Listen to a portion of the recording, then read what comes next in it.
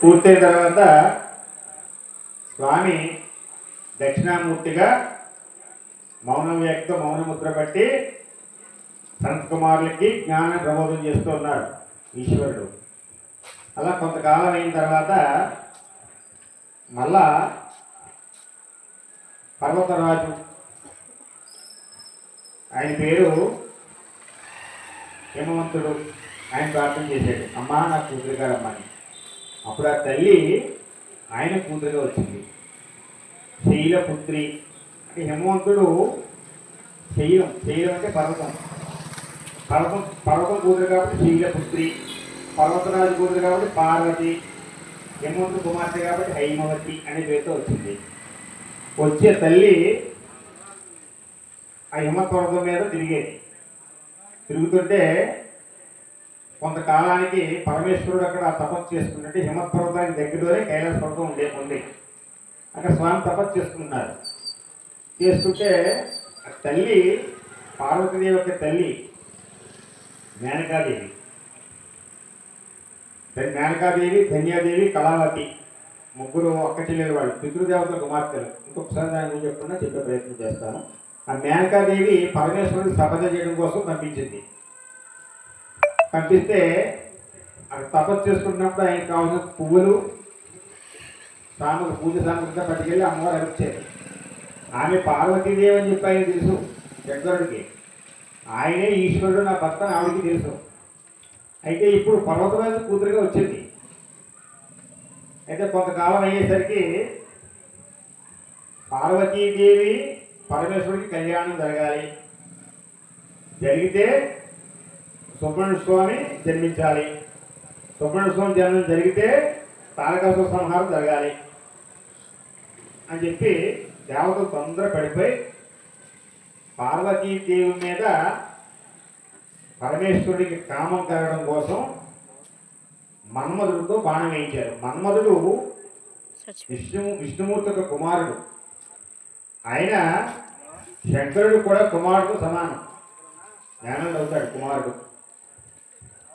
ఈ దేవతల ప్రేరణతో మన్మధుడు బాణం వేశాడు. బాణం వేస్తే అక్కడ కూర్చున్నటువంటి శివుడు ఒక్కసారి ధ్యానం నుంచి బయటకు చూశాడు.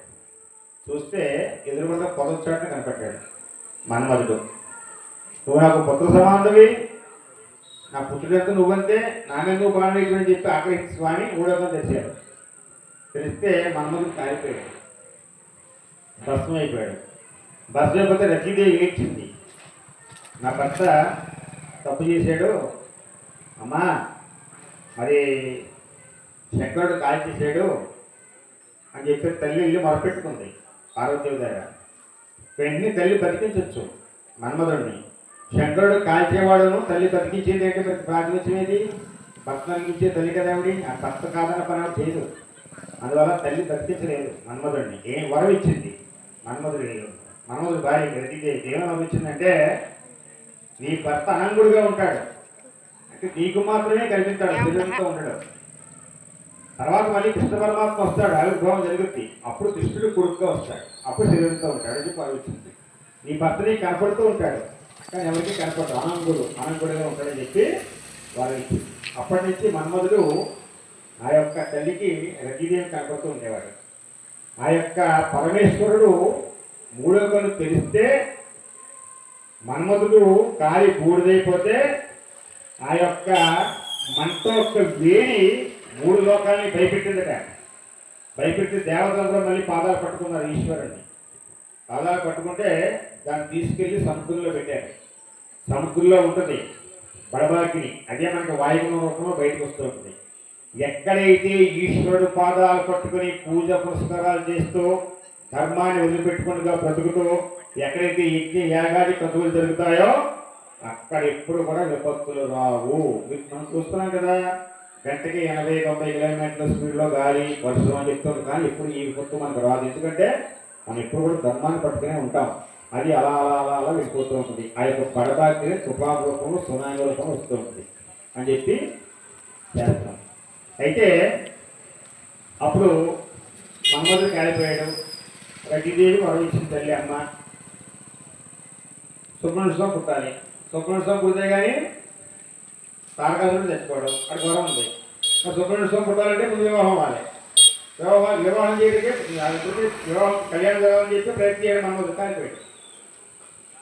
మన్మధుడిని కాల్చినవాడు పరమశివుడు, కాళ్ళు తన్నినవాడు.